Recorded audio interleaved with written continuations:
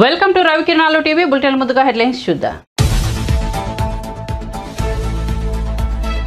ప్రముఖ సినీ నటుడు విజయకాంత్ కన్నుమూత. చెన్నైలోని ఆసుపత్రిలో చికిత్స పొందుతూ మృతి. ఆయనకు కరోనా నిర్ధారణ అయిన వైనం.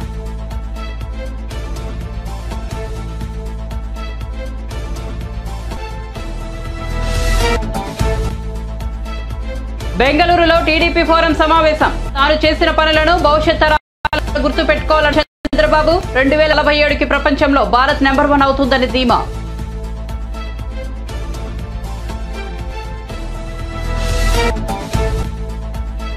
నేటి నుంచి కాకినాడ జిల్లాలో పర్యటించనున్న పవన్. టీడీపీతో కలిసి పనిచేసేలా శ్రేణులను సిద్ధం చేయనున్న జనసేనాని. డాక్రా ప్రజా సంఘాలతో భేటీ కానున్న పవన్.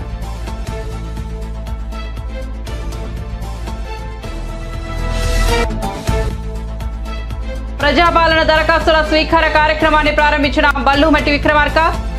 ప్రజల కోసం ప్రజల చేత వచ్చిన ప్రభుత్వం తమదని వ్యాఖ్య. 6 గ్యారంటీల దరఖాస్తులను ఇంటి వద్దకే వచ్చి స్వీకరిస్తున్నామని వెల్లడి. ఇక వార్త వివరాల్లోకి వెళ్తే తమిళ సినీ పరిశ్రమలో తీవ్ర విషాదం నెలకొంది. ప్రముఖ నటుడు డీఎంకే పార్టీ అధినేత విజయకాంత్ కన్నుమూశారు. కొంతకాలంగా అనారోగ్య కారణాలతో బాధపడుతున్న ఆయన చెన్నైలోని ఆసుపత్రిలో చికిత్స పొందుతూ తుదిశ్వాస విడిచారు. ఆయన వయసు 71 సంవత్సరాలు. ఆయన మరణ వార్తతో అభిమానులు, పార్టీ కార్యకర్తలు షాక్కు గురవుతున్నారు. సినీ రాజకీయ ప్రముఖులు ఆయన మృతి పట్ల ప్రగాఢ సంతాపాన్ని వ్యక్తం చేశారు. కుటుంబ సభ్యులకు సానుభూతిని తెలియజేస్తున్నారు. జ్వరం, శ్వాస సంబంధిత సమస్యలు, దగ్గు తదితర సమస్యలతో గత నెలలో ఆయన ఆసుపత్రిలో చేరారు. ఆ సమయంలోనే ఆయన చనిపోయారనే వార్తలు వచ్చాయి. అయితే ఆయన కోలుకుని ఆసుపత్రి నుంచి డిశ్చార్జ్ అయ్యారు. అయితే కదలలేని స్థితిలో చాలా బలహీనంగా కనిపించారు. తాజాగా మళ్లీ అనారోగ్య సమస్యలు తలెత్తడంతో మళ్లీ ఆసుపత్రిలో చేర్పించారు. ఆయనకు కరోనా సోకినట్లు వైద్య పరీక్షల్లో నిర్ధారణ అయింది. ఆరోగ్య పరిస్థితి విషమించడంతో ఆయన్ను వెంటిలేటర్పై ఉంచి చికిత్సను కొనసాగించారు. అయితే వైద్యులు చేసిన ప్రయత్నాలు ఫలించలేదు. పరిస్థితి విషమించి కన్నుమూశారు. జిల్లాల కలెక్టర్లతో వీడియో కాన్ఫరెన్స్ నిర్వహించిన సీఎం వైఎస్ జగన్మోహన్ రెడ్డి వారికి దిశానిర్దేశం చేశారు. వైఎస్ఆర్ పెన్షన్ కానుక, వైఎస్ఆర్ ఆసరా, వైఎస్ఆర్ చేయూత, అంబేద్కర్ విగ్రహం ప్రారంభోత్సవం తదితర కార్యక్రమాలపై కలెక్టర్లతో చర్చించారు. జనవరిలో 3, ఫిబ్రవరి 1 మొత్తంగా 4 ప్రధానమైన కార్యక్రమాలు చేస్తున్నామన్నారు. ఎక్కడా పొరపాట్లు లేకుండా చూసుకోవాలని తెలిపారు. ప్రతి కార్యక్రమానికి pre launch, launch, post launch కార్యక్రమాలు ఉంటాయని తెలిపారు. అవి సక్రమంగా నడిచేలా కలెక్టర్లు షెడ్యూల్ చేసుకోవాలని పిలుపునిచ్చారు.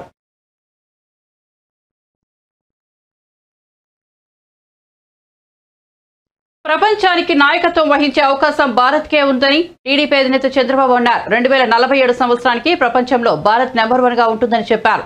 ఆర్థిక అసమానతలను తగ్గించాలనేదే తన కోరిక అని అన్నారు. ఏపీని బాగు చేయడానికి మీరు ఏం ప్లాన్ చేయగలరని ప్రశంసించారు.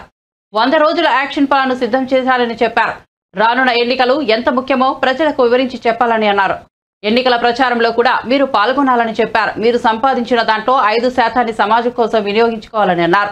తాను చేసిన పనులను భవిష్యత్ తరాలు గుర్తుపెట్టుకుంటే తన జన్మ ధన్యమైనట్లేనని చెప్పారు. తొలుత తనను గెలిపించింది విద్యార్థులేనని అన్నారు. బెంగళూరులో టీడీపీ ఫోరం ఆధ్వర్యంలో జరిగిన కార్యక్రమంలో ప్రసంగిస్తూ ఆయన ఈ వ్యాఖ్యలు చేశారు. ఈరోజు ఎక్కడ చూసినా యువతను చూస్తున్నా, మొత్తం ఈ మీటింగ్ లో చూస్తే యువశక్తి కనపడుతున్నారు. భవిష్యత్తు మీదే. అలాంటి ప్రొఫెషనల్స్ గా ఉండే మొత్తం యువ నాయకులందరికీ ఉన్న నమస్కారాలు, అభినందనలు, శుభాభినందనలు. ఈరోజు మీ ఉత్సాహం చూసినప్పుడు అనిపిస్తుంది, ఇటీవల నాకు కష్టం వచ్చినప్పుడు ఏ విధంగా స్పందించారో మిమ్మల్ని చూశాను. ఒక బెంగళూరులో కాదు, ప్రపంచం మొత్తం ఒక 70-80 దేశాల్లో మీరు బ్రహ్మాండంగా నేను చేసిన పనులు గుర్తు చేసుకున్నారంటే దీనికంటే ఏ నాయకుడికి కావలసిన ఆదరణ ఉండదు. దానికి పూర్తిగా మీ అందరికీ ధన్యవాదాలు తెలియజేస్తున్నా, అభినందనలు తెలియజేస్తున్నా. ఒకప్పుడు తెలుగువారంటే ఆంధ్రప్రదేశ్కే పరిమితం అయ్యేవాళ్ళం. ఈరోజు తెలుగువాడంటే బెంగళూరులో చూస్తే బెంగళూరు సిటీని కూడా ప్రభావితం చేసేది తెలుగు వాళ్లే. ఆ స్థాయికి మీరు వచ్చే పరిస్థితికి వచ్చారు. తెలుగువారు ఈరోజు ఒక పక్క ఆంధ్రప్రదేశ్, తెలంగాణ 2 రాష్ట్రాల్లోనే కాకుండా అటు చెన్నైకి పోయినా, బెంగళూరుకు వచ్చినా, ఏ సిటీకి వచ్చినా ఎక్కడన్నా సమర్థంగా సేవలు అందిస్తున్నారంటే వారికి చిరునామాగా తెలుగువారు ఉన్నారు. ఇది మనందరికీ గర్వ కారణం. ఒక మన దగ్గరనే కాదు, మన దేశంలోనే కాదు, ప్రపంచం మొత్తం తెలుగు వారు వెళ్ళే పరిస్థితి వచ్చారు. ఏ దేశానికి వెళ్ళినా మన అడ్రస్ కోసం ఎత్తుక్కోకుండా ఎక్కడన్నా పాస్ట్ లొకాలిటీ ఉంటే అక్కడికి వెళ్తే అక్కడ ఇండియన్స్ ఉంటారు. వాళ్ళల్లో చూస్తే ప్రముఖమైన స్థానంలో తెలుగు వాళ్ళు ఉంటారు. ఇది చాలా గర్వ కారణం అని చెప్పి కూడా నేను మీకు తెలియజేస్తున్నా. దీనికి కారణం 30 సంవత్సరాల కంటే ముందు నేను ముఖ్యమంత్రి అయిన తొలి రోజుల్లో నేను ఒకటే ఆలోచించాను. తెలుగువారు అప్పటి వరకు వ్యవసాయమే చేస్తున్నాం, వ్యవసాయ పనులు కూలీలుగానే ఉన్నారు. ఎందుకు ఒక రైతు బిడ్డ ఐటీ ప్రొఫెషనల్ గా తయారు కాకూడదు? ఒక కూలీ చేసుకునే వ్యక్తి వాళ్ళ పిల్లవాడిని ఎందుకు ఐటీ ప్రొఫెషనల్ గా తయారు చేయకూడదనే ఆలోచనతోనే నేను ఆ రోజు నాలెడ్జ్ ఎకానమీకి శ్రీకారం చుట్టాను. అదే ఐటీ అని చెప్పి కూడా నేను మీకు తెలియజేస్తున్నా. ఈ రోజు మీరు చూస్తే ప్రపంచం మొత్తం, నేను చిన్నప్పటి నుంచి ఒకసారి నెమరు వేసుకుంటే ఆ రోజు ఎడ్ల బండ్ల దగ్గర నుంచి ఈరోజు డ్రైవర్లెస్ కార్ల వరకు వచ్చేసాం. అంటే డెవలప్మెంట్ మనం చాలా వరకు ముందుకు పోగలిగాం. అదే సమయంలో ఒకప్పుడు ఐటీని నేను ప్రారంభించినప్పుడు చాలా మంది ఎగతాళి చేశారు. ఒకప్పుడు ఐటీ అంటే బెంగళూరు ఉండేది, అలాంటిది పోటీ పడి బెంగళూరు హైదరాబాద్ రెండు ఉండాలని హైదరాబాద్ని ప్రపంచ పటంలో పెట్టాం. ఈరోజు మీరు చూస్తే ఇండియాలోనే కాదు ప్రపంచంలో ఎక్కడ పోయినా నలుగురిలో ఒక ఐటీ ప్రొఫెషనల్ ఇండియన్ ఉంటే, ఇంకా నలుగురిలోనే కాదు ముగ్గురులో ఒకరు ఉంటే, దాంట్లో ప్రతి ఒక్కరు ముగ్గురులో ఒకరు ఆంధ్రప్రదేశ్ నుంచి వచ్చారు, తెలుగువారు వచ్చారు. ఇది గర్వ కారణం. రంగారెడ్డి జిల్లా అబ్దుల్లాపూర్ మెట్లో ప్రజాపాలన దరఖాస్తుల స్వీకరణ కార్యక్రమాన్ని డిప్యూటీ సీఎం మల్లుబట్టి విక్రమార్క ప్రారంభించారు. ఈ సందర్భంగా ఆయన మాట్లాడుతూ తమది ప్రజా ప్రభుత్వమని ప్రజలెవరూ భయపడాల్సిన అవసరం లేదని చెప్పారు. 6 గ్యారంటీలను తప్పకుండా అమలు చేస్తామని హామీ ఇచ్చారు. తమ పార్టీలోకి వస్తేనే ఇళ్లు ఇస్తామని బెదిరించే ప్రభుత్వం తమది కాదని అన్నారు. బీఆర్ఎస్ పాలనలో ఒక్క రేషన్ కూడా ఇవ్వలేదని విమర్శించారు. రాష్ట్ర ప్రజలు నీళ్లు, నిధులు, నియామకాలను పొందలేకపోయారని చెప్పారు. ప్రజల కోసం ప్రజల చేత వచ్చిన ప్రభుత్వం తమదని, ప్రజాపాలన అందిస్తామని చెప్పి తాము ప్రభుత్వాన్ని ఏర్పాటు చేశామని అన్నారు. తమది దొరల పాలన కాదని మల్లుబట్టి విక్రమార్క చెప్పారు. తమ ప్రభుత్వం ఒక వ్యక్తికో ఒక వర్గానికో సంబంధించింది కాదని అన్నారు. 6 గ్యారంటీల దరఖాస్తులను ఇంటి వద్దకే వచ్చి స్వీకరిస్తున్నామని, ప్రతి 100 కుటుంబాలకు ఒక కౌంటర్ పెట్టామని తెలిపారు. రాష్ట్రాన్ని, రాష్ట్ర సంపదను ప్రజలకు అంకితం చేస్తామని చెప్పారు. మంత్రి పొన్నం ప్రభాకర్ మాట్లాడుతూ ఉంటుంది కోరి కొట్లాడి రాష్ట్ర ప్రజల సంక్షేమం కోసం, జీవితాల్లో వెలుగు నింపుకోవటం కోసం, ఉద్యోగాలు తెచ్చుకోవటం కోసం, నిధులు, నీళ్లు, నియామకాలు, ఆత్మగౌరవంతో కూడినటువంటి తెలంగాణ సమాజాన్ని నిర్మించుకోవటం కోసం ఏర్పాటు చేసుకున్నటువంటి తెలంగాణ రాష్ట్ర సమాజం గత 10 ఏళ్లుగా వాటిని పొందలేక, చెందలేక అనేక రకాలైనటువంటి ఇబ్బందులతో మగ్గిపోతా ఉంటే, ఆ లక్ష్యాలను నెరవేర్చాలనేటువంటి ఆలోచనతో రాష్ట్రంలో ఉన్నటువంటి కాంగ్రెస్ పార్టీ గత 10 ఏళ్ళు పెద్ద ఎత్తున పోరాటం చేసి ప్రజలను చైతన్యవంతం చేసి ప్రజాపాలన తీసుకొని వస్తాం. తెచ్చుకున్న తెలంగాణ రాష్ట్రం ఇందిరమ్మ రాజ్యంలో ప్రజల కోసమే పాలన అందిస్తాం, ప్రజా ప్రభుత్వాన్ని ఇస్తాం. ఈ ప్రభుత్వం ప్రజల కోసమే ఉంటుంది, పాలకుల కోసం కాదని చెప్పి మీ అందరిని ఒప్పించి, మీ మనసులు గెలిచి, మీ అందరి ఆశీర్వచనంతో ఇందిరమ్మ రాజ్యంగా కాంగ్రెస్ పార్టీ ప్రభుత్వాన్ని ఏర్పాటు చేసి, ఆ చేసినటువంటి ప్రభుత్వంలో ప్రజలకి అంకితం ఇస్తూ చెప్పిన 6 గ్యారంటీల్ని ఆ అద్భుతమైనటువంటి గొప్ప రోజు అయినటువంటి 28వ తారీఖు నాడు ఈరోజు వీటిని ప్రారంభోత్సవం చేస్తా ఉన్నాం. ఇది మన ప్రభుత్వం, ఇది ప్రజల ప్రభుత్వం, దొరల ప్రభుత్వం కానే కాదు. ప్రజల కోసం, ప్రజల చేత, ప్రజల యొక్క ప్రభుత్వం ఇది. చాలా మంది ఈరోజు ఎదురు చూస్తా ఉన్నారు. కాంగ్రెస్ ప్రభుత్వం వచ్చింది, పేద ప్రజలకు చెప్పినటువంటి సంక్షేమ కార్యక్రమాలు, అభివృద్ధి కార్యక్రమాలు, 6 గ్యారంటీలు అందకుండా ఉంటే మాలాగనే 10 సంవత్సరాలు మేమిచ్చిన హామీలు చేయకుండా ఉంటే బాగుండని కోరుకుంటూ ఉన్నారు.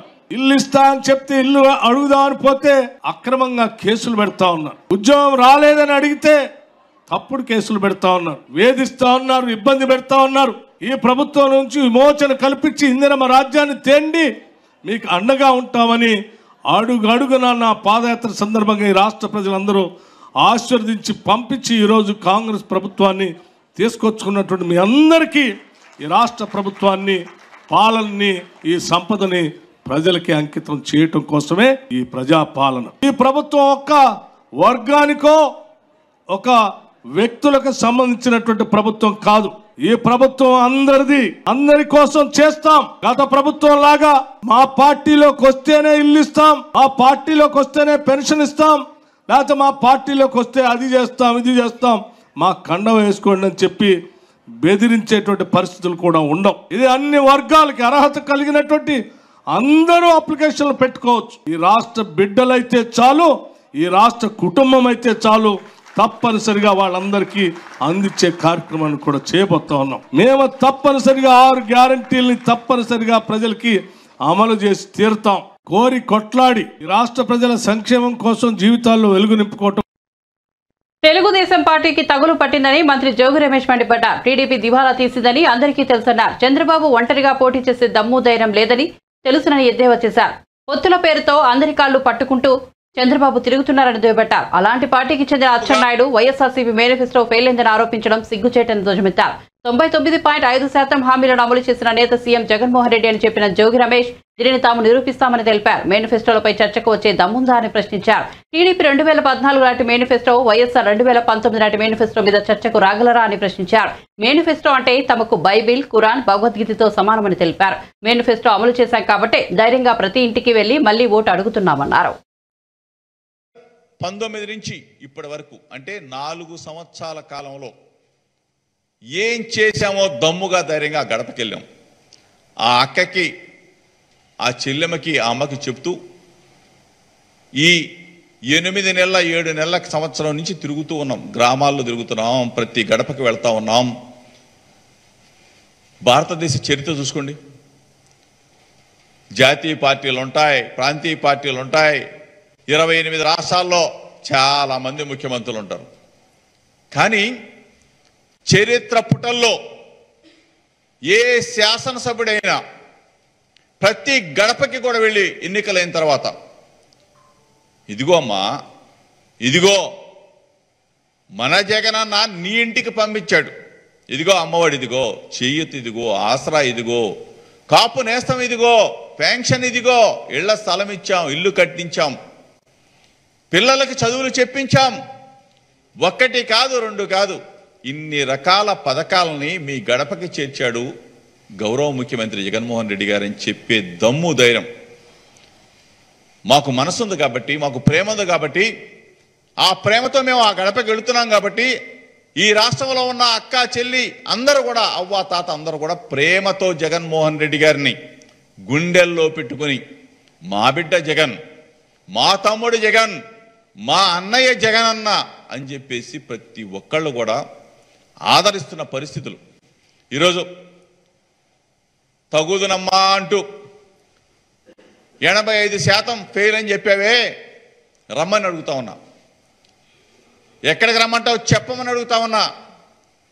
మీలాగా మోసం చేయటం కాదు, మీలాగా మేనిఫెస్టోని తీసి దిండు కింద పెట్టుకొని పడుకోవటం కాదు, మీలాగా మేనిఫెస్టోని చించి సంకలో పెట్టుకోవటం కాదు, మీలాగా మేనిఫెస్టోని తీసుకెళ్ళి పచారీ కుట్టులు అమ్ముకోవటం కాదు, పొట్లాలు కట్టుకోవటం కాదు, శనక్కాయలు వాళ్ళకి ఇచ్చి శనక్కాయలు పార్సిల్ చేసుకోవటం కాదు.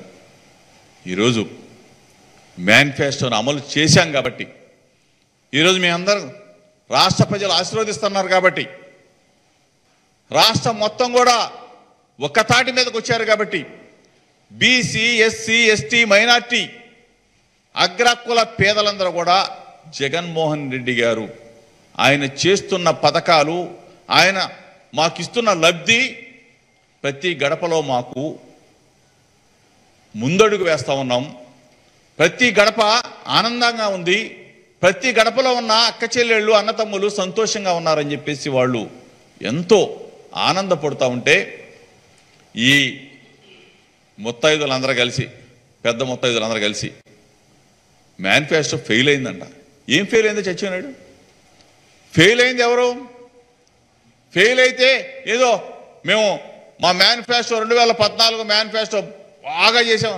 బాగా చేస్తే మీరు ఎందుకు 23 సీట్లకు పడిపోతారు బాబు, పరిమితం అయిపోతారు బాబు. దిక్కులేని ఎదవల్లాగా ఎందుకు తయారవుతారు మీరు? ఈరోజు మేము చెప్తా ఉన్నాం, దమ్ముగా చెప్తా ఉన్నాం, మేనిఫెస్టో అమలు చేశాం కాబట్టి, హామీలు నెరవేర్చాం కాబట్టి మరలా వైఎస్ఆర్ కాంగ్రెస్ పార్టీ రేపు జరిగే ఎన్నికల్లో 175 సీట్లలో గెలవబోతా ఉన్నాం. వై నాట్ 175 అనే దిశగా అడుగులు వేస్తా ఉన్నాం. ఈరోజు దిక్కు దివాణాలు లేని తెలుగుదేశం పార్టీ, తెగులు పట్టిన తెలుగుదేశం పార్టీ,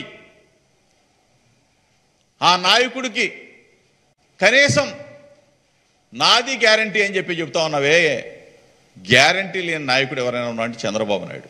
ఇందాక చెప్తా ఉన్నాడు, మా లీడర్కి ఇల్లు ఉంది, అడ్రస్ ఉంది. ఎక్కడ వచ్చినాడు చెప్పు. చంద్రబాబు నాయుడు ఇల్లు ఎక్కడా?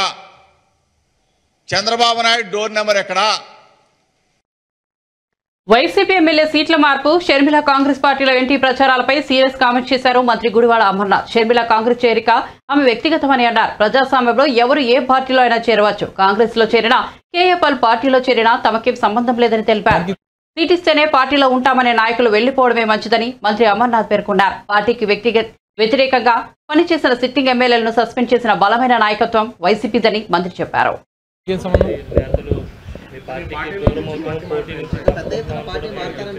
ఎవరు మారుతున్నారు? ఆయనే చెప్పాడు కదా, పోటీ చేయడం కోసం మారానని చెప్పి. జగన్మోహన్ రెడ్డి గారు నాకేం అన్యాయం చేయలేదు, జగన్మోహన్ రెడ్డి గారు నాకు అంత బాగానే చూసుకున్నారు, జగన్మోహన్ రెడ్డి గారు నాకు అన్ని రకాలుగా నాకు అండగా నిలబడ్డాడు అనేటువంటి మాట చెప్పాడు. సీట్ ఇవ్వకపోతే నేను మారిపోతానంటే దానికి నేనేం సమాధానం చెప్పాలి చెప్పండి? నేను కేవలం ప్రత్యక్ష రాజకీయాల్లో ఉండడం కోసమే పార్టీ మారానని చెప్పాడు తప్ప జనసేన సిద్ధాంతాలు లేదా పవన్ కళ్యాణ్ గారి ఆలోచన విధానంతోనో నేను పార్టీ మారినట్టు ఎక్కడ చెప్పినట్టు నేనైతే చూడలేదు. నేను బహుశా వంశీ గారు ఇటువంటి నిర్ణయం తీసుకుంటారని చెప్పి నేను అనుకోవట్లేదు. ఒకవేళ తీసుకుంటే మాత్రం రాజకీయంగా ఆత్మహత్యలే తప్ప హత్యలు ఉండవు అనేటువంటి మాట చెప్పాను. ఆయన రాజకీయంగా ఆత్మహత్య చేసుకున్నట్టే అనేటువంటిది నా అభిప్రాయం. అమర్నాథ్ స్థానం కూడా మారబోతుంది, మంత్రికి స్థానచలనం కలగబోతుందని వార్తలు వస్తున్నాయి. అది మీరు నేను కాదు కదా నిర్ణయించేది, జగన్మోహన్ రెడ్డి గారు నిర్ణయిస్తారు. నేను మొదటి నుంచి ఒకటే చెప్పాను, అమర్నాథ్ని మార్చినా, అమర్నాథ్ని ఖాళీగా ఉంచినా మేము జగన్మోహన్ రెడ్డి గారి కోసం జెండా పట్టుకొని తిరుగుతాం తప్ప ఇంట్లో కూర్చునేటువంటి రకం కాదు.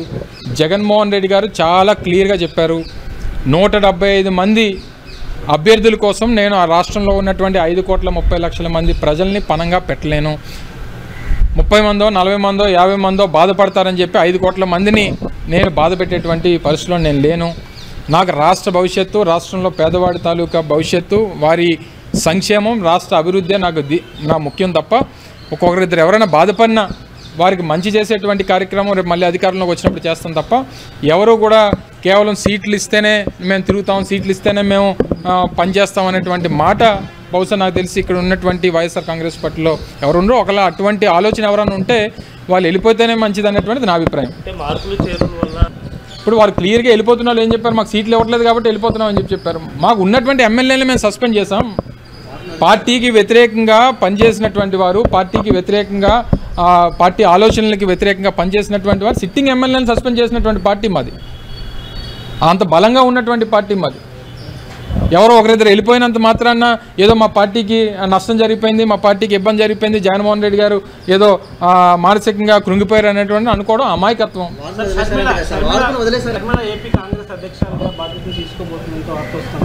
ప్రజాస్వామ్యంలో ఏదైనా జరగవచ్చు, తప్పే ఉంది.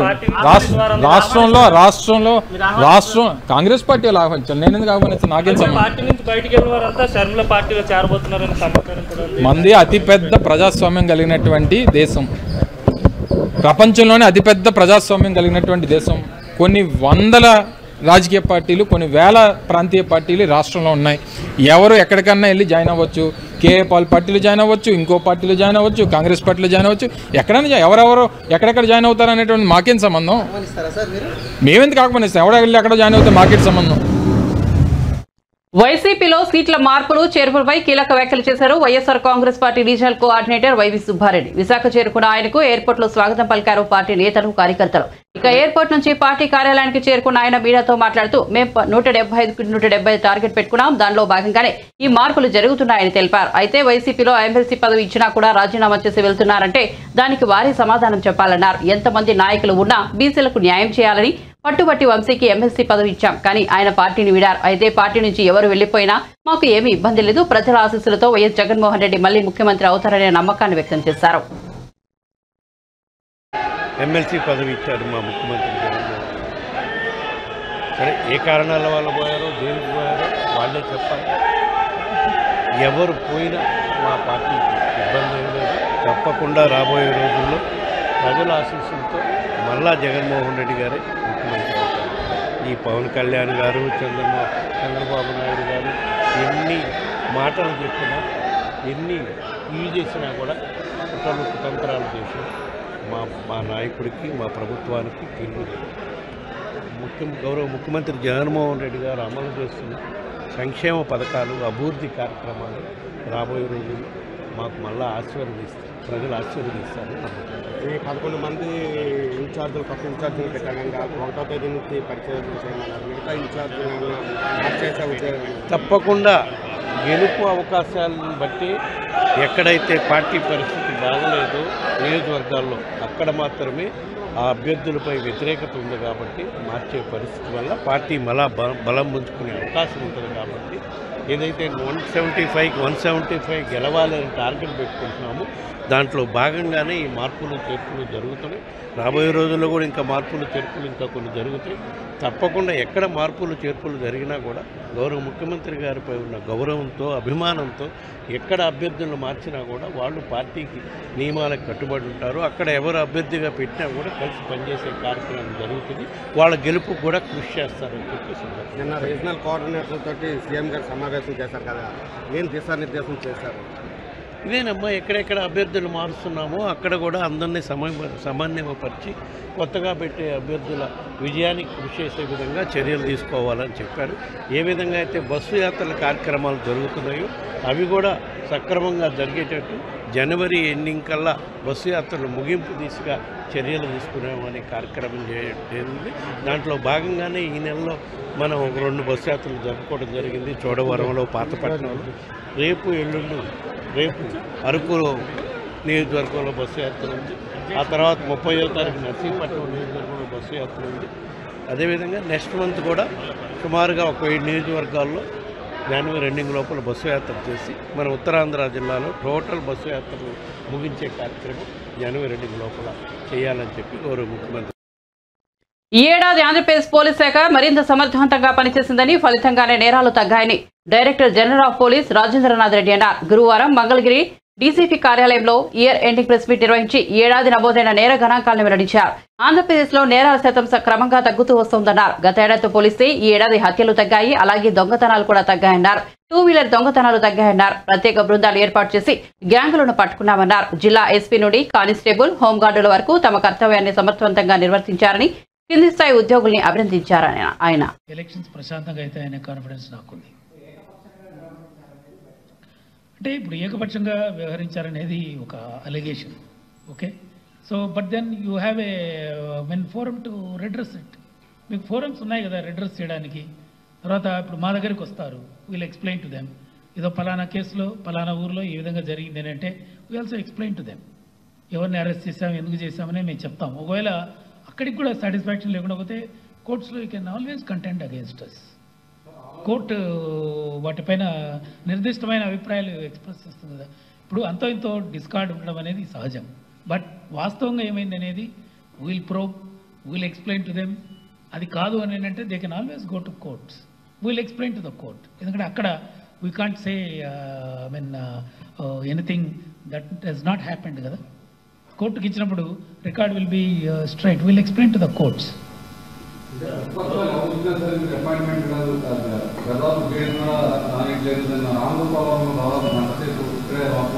ఏం కాదు, ఎవరైనా రావచ్చు. ఒకవేళ అట్లా ఎవరైనా రావాలనుకుంటే రమ్మని చెప్పండి, there is no problem. Okay, అంటే ఇప్పుడు ఏదైనా ఇన్సిడెంట్ పైన అడిగి ఉంటారు. ఇన్సిడెంట్ విచ్ ఈజ్ డైరెక్ట్గా తెలిసిపోయిన ఇన్సిడెంట్, క్లియర్ కట్ ఎవరు తప్పు చేశారనేది తెలిసిన సంఘటనల్లో will explain to them by writing. Okay,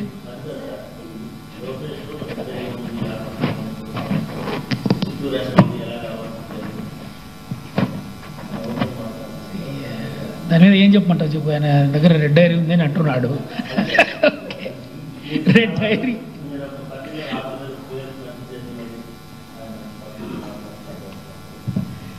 అవన్నీ అందుకే నేను చెప్పేది they may express opinions okay we'll handle everything that's all we can tell you so ఎవరైనా కూడా పేర్లు రాశారు అది ఇది అంటే we leave it to them but we have to do our work right whatever we're doing will be fair that much we can say అంతవరకు చెప్పగలం కదా అంతకంటే ఏం చెప్తాం దాంట్లో ఓకే ఇప్పుడు ఎవరైనా కూడా ఏదైనా ఒక ఇన్సిడెంట్ పైన ఒక స్పెసిఫిక్గా విధంగా వచ్చి ఈ విధమైన ఇన్సిడెంట్ ఈ విధంగా జరిగింది యాక్చువల్గా ఆ విధంగా జరగలేదని చెప్తే will examine will enquire and will come at with facts అవి నచ్చుతాయా లేదా ఫ్యాక్ట్ నచ్చవచ్చు నచ్చకపోవచ్చు నచ్చకపోతే దేర్ ఆర్ కోర్ట్స్ ఎందుకు దానికి మీద పెద్ద ఇష్యూనే లేదు ఓకే రైట్ ఇంకా రెస్ట్ ఏదైనా కూడా ఎవరైనా డైరీస్ మెయింటైన్ చేస్తానంటే I mean will leave it them it's okay will do our work systematic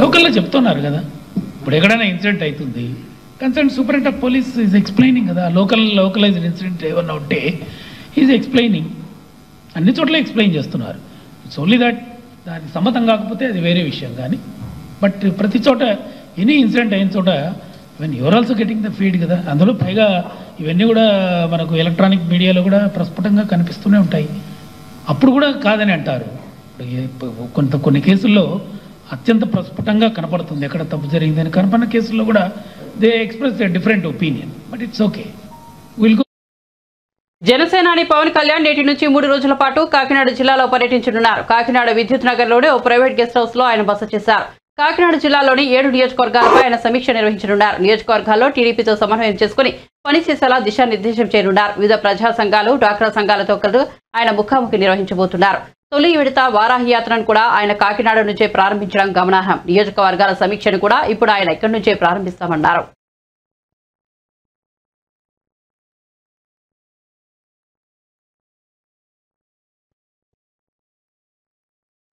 bulletin ముగించే ముందు హెడ్లైన్స్ మరోసారి చూద్దాం ప్రముఖ సినీ నటుడు విజయకాంత్ కన్నుమూత చెన్నైలోని ఆసుపత్రిలో చికిత్స పొందుతూ మృతి ఆయనకు కరోనా నిర్ధారణ అయిన వైనం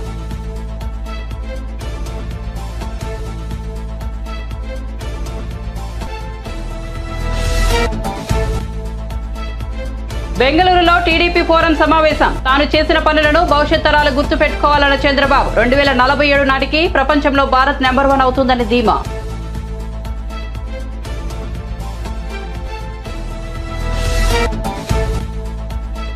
నేటి నుంచి కాకినాడ జిల్లాలో పర్యటించనున్న పవన్ టీడీపీతో కలిసి పనిచేసేలా శ్రేణులను సిద్ధం చేయనున్న జనసేనాని డ్వాక్రా ప్రజా సంఘాలతో భేటీ కానున్న పవన్